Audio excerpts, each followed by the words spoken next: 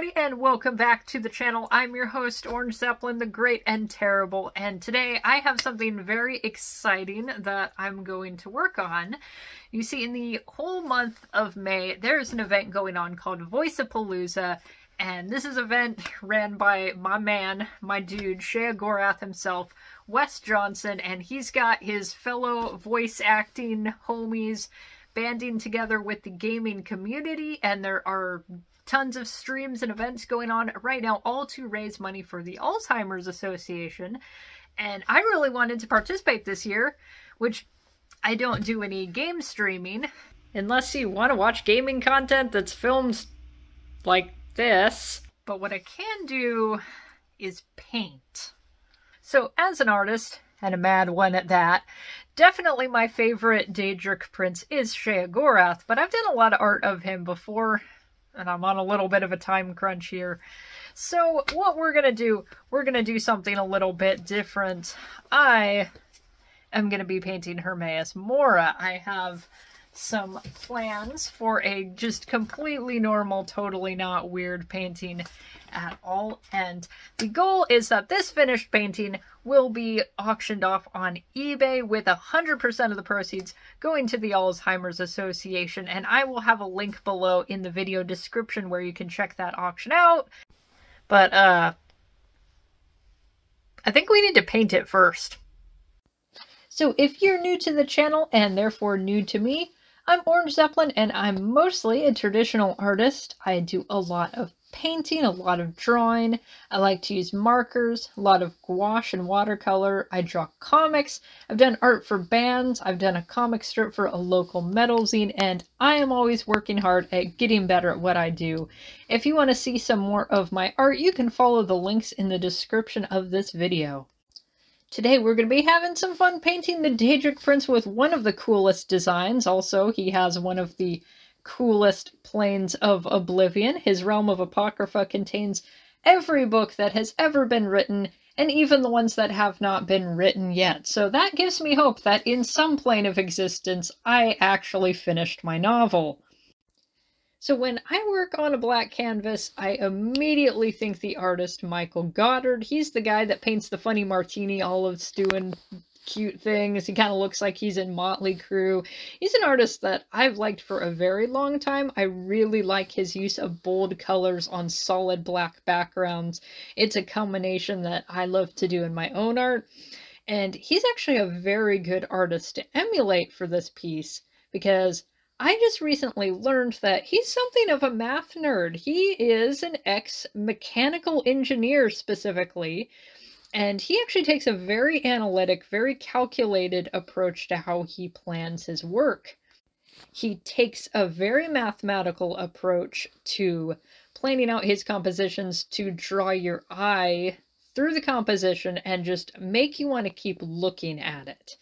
Now with my piece, it's going to be more that my art is going to keep looking at you, whether you like it or not. But I think that the logic, I can apply the exact same logic. And I think that for the Daedric Prince of Knowledge, it is very appropriate to be very calculated and very analytic about how I planned the composition. It'll be much more obvious in my sketch than the final piece, but I did try to base the composition on a Fibonacci spiral.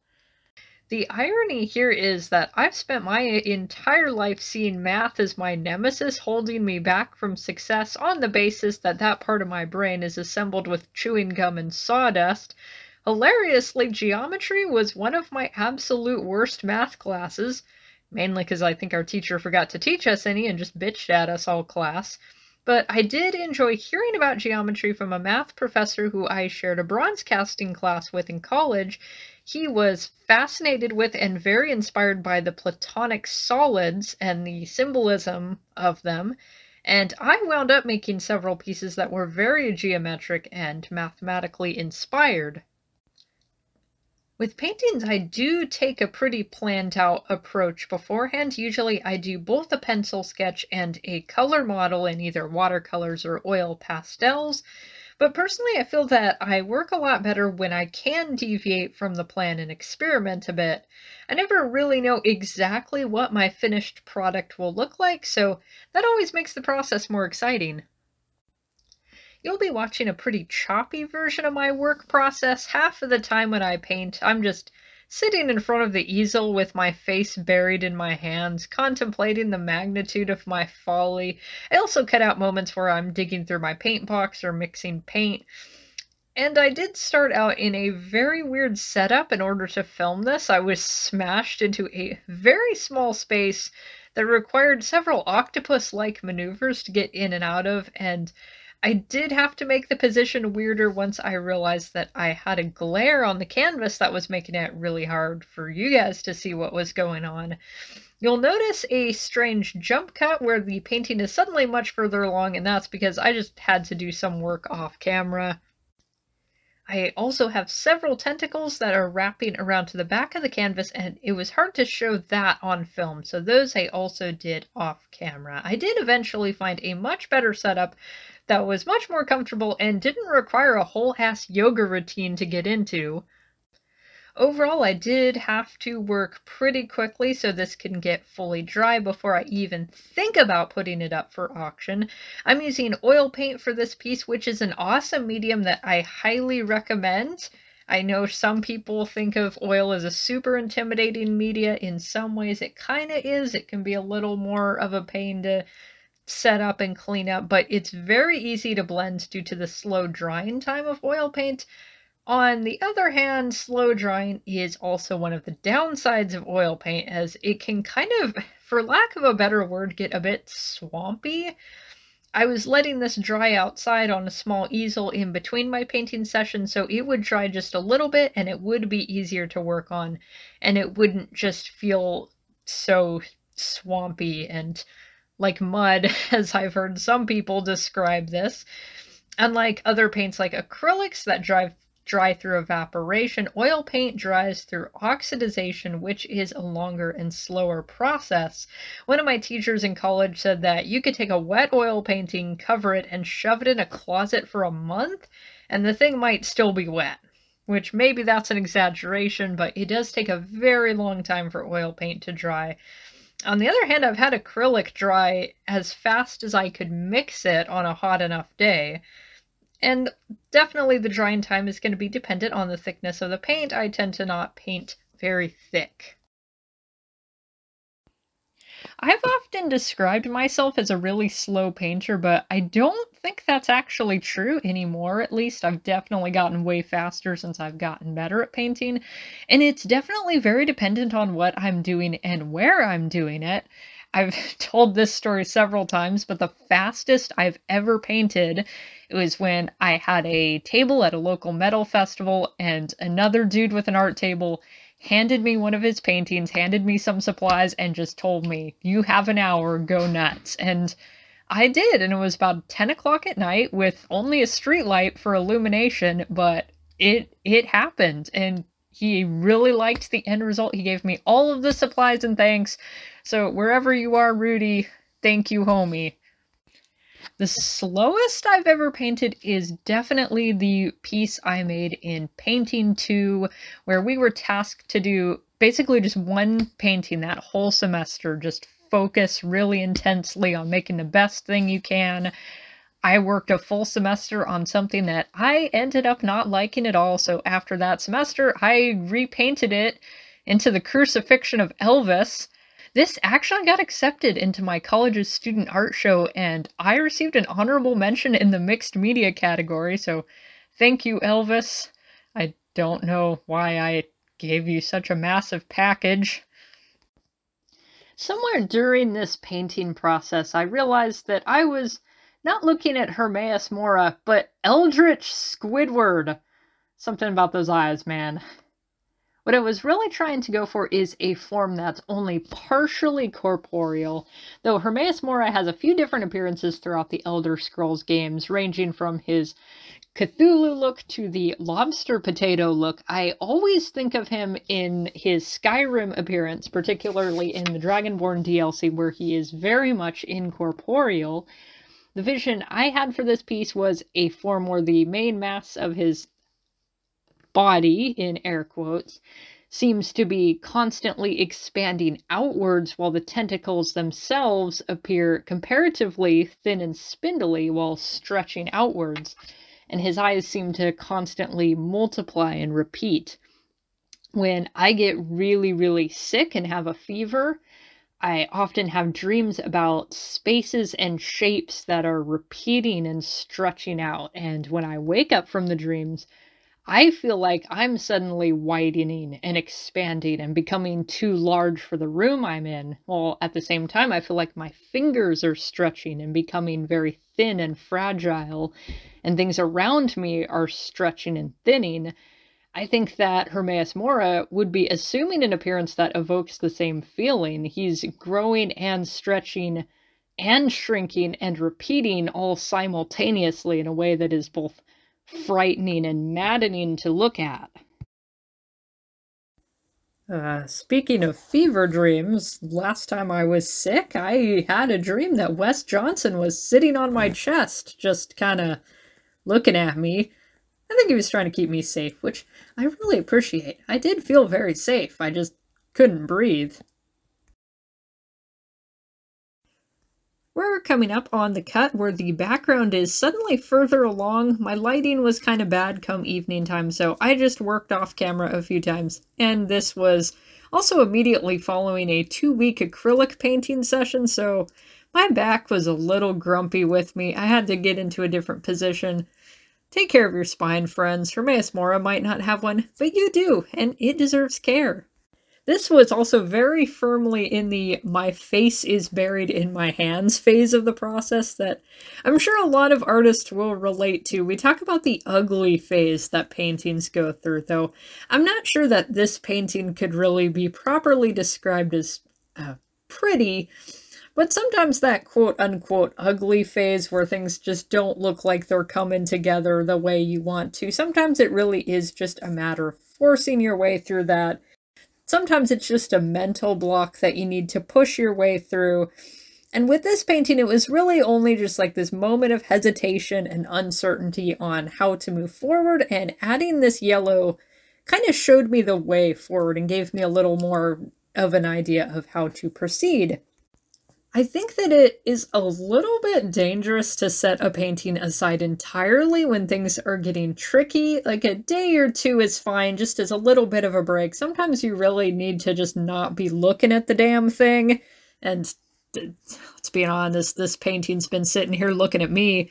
But at the point that a painting has been sitting in the corner of your room just mocking you, looking like ass for a month, that thing's never gonna get finished. A good thing to remember, though, if you have a painting that's just sitting there mocking you unfinished, or you have a painting that you're just really not happy with, you can always sand it down and just completely start over. This is something that one of my painting teachers always emphasized. You can just paint it over. Just like I was saying about the Elvis painting, how it was something totally different before, unless you, like, punch a hole through the canvas, which I did that by accident once by getting a little too aggressive while sanding something down. But you can still fix absolutely anything, and you can just reuse a canvas countless times if you need. I've got some canvases that are like 3 paintings deep at this point, and I've got some boards that I keep around specifically just to do random studies on, random practice work, and I'll just sand them down and re-gesso them and just keep reusing them.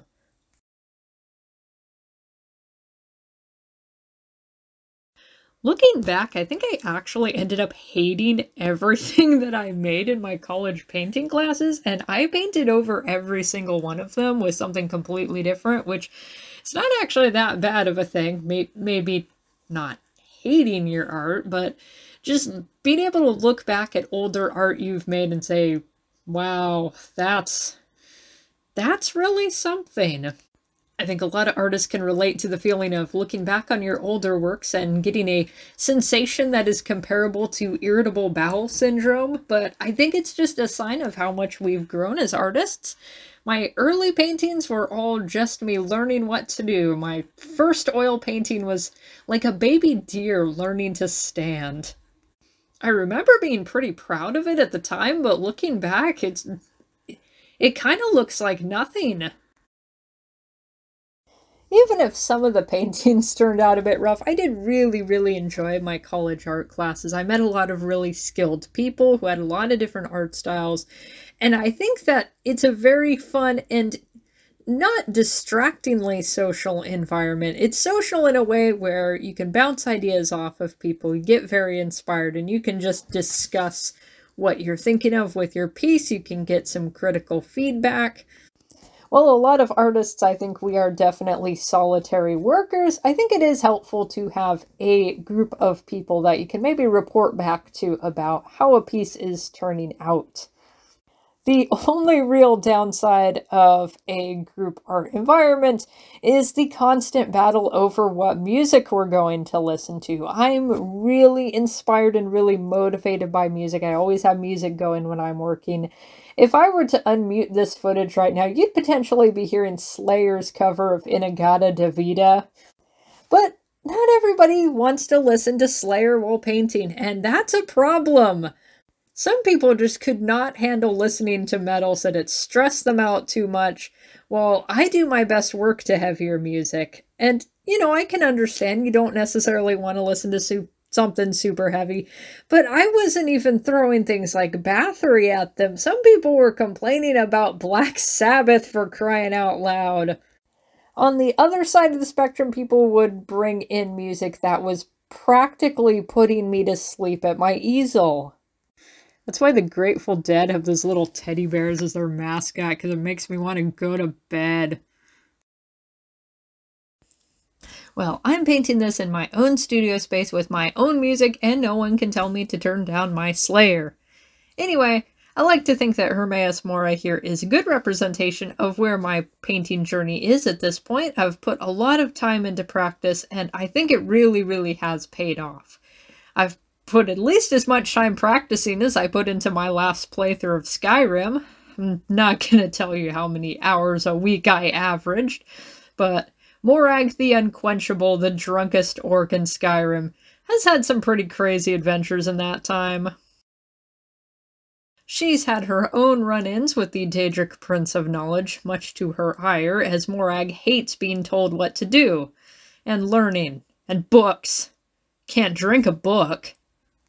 But here's the funny thing about books. If you look at the words in them, drunk or not, preferably not drunk, they end up absorbing into your head, and you acquire the knowledge inside. While that's awesome to do while reading something like The Lusty Argonian Maiden, it's enriching to do with something like, say, light armor forging.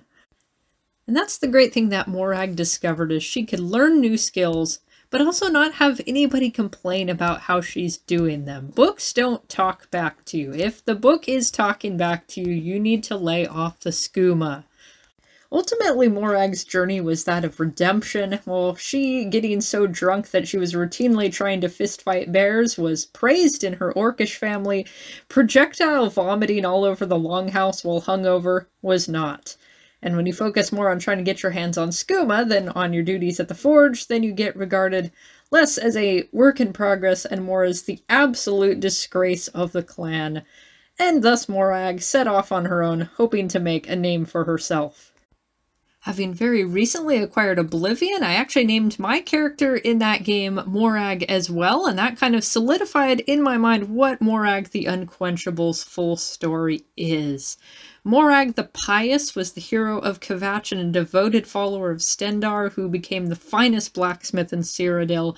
Her clan holds her in the highest regard, and Morag is a name passed down through generations. Morag the Unquenchable had that full brunt of the legacy forced upon her, and she resents immensely the fame of her ancestor and the fact that she is expected to live up to this legacy. At this point, you'll see me block the camera several times. Sorry about that. I wasn't able to really easily do detail work from this position. I was leaning in at kind of a weird angle while I was going in with a black marker, which I later blended the black paint into, really just for the purpose of having solid black around the eyes. I didn't want it to look like actual line art, which when I very first went in with the black marker, it definitely looks like. solid liner, which wasn't the style I was going for. This is more of I needed something solid black that I could work my paint into and get a really strong contrast. Normally I do like to be very line art heavy with my art, but in this case of this painting, it wasn't really the right context to have solid line art. I've had a few teachers say that you should actually avoid using just solid black out of the tube in your art, in your paintings, but I think it really depends on the context. I've seen some artists use very solid black really, really effectively. I mean, Michael Goddard is who I mentioned at the beginning of the video, who has the very solid black backgrounds contrasting with the very bright colors, and I think that's a fantastic combination. I think in this piece here, a totally solid black background wouldn't look super interesting and it would end up looking a little bit flat, so I have a little more color and texture going on in the background. I do think that the solid black tentacles work well against the yellow background. And technically I am blending my black into a bit of green, so it's not completely solid black. I finished by picking the cat hairs off with tweezers. I don't know whose fault that was. And I let this sit outside each day for several days so that the airflow would speed up the drying process. It took almost as long as the actual painting process for this to be fully dry and for me to be comfortable proceeding into the varnishing stage. The varnish will make the painting look lustrous and glossy while also giving it a little bit of a protective layer. I had a bit of an odd effect after varnishing where some of the varnish kind of pulled away from the surface. It looks kind of neat as the end result. I actually do like how it looks, but I'm not exactly sure what caused it. With our varnish all dry, we now have a beautiful finished piece. I'm very stoked at how this turned out. I think oil paint was definitely the best choice here. I hope you guys like it too, and if you really like it, it just went up for auction on eBay with 100% of the proceeds going to the Alzheimer's Association, since I did make this with the spirit of Wes Johnson's Voiceapalooza event in mind. I will have a link below to the painting's auction page. I really hope you enjoyed going on this painting journey with me. Until next time, keep making art, keep playing games.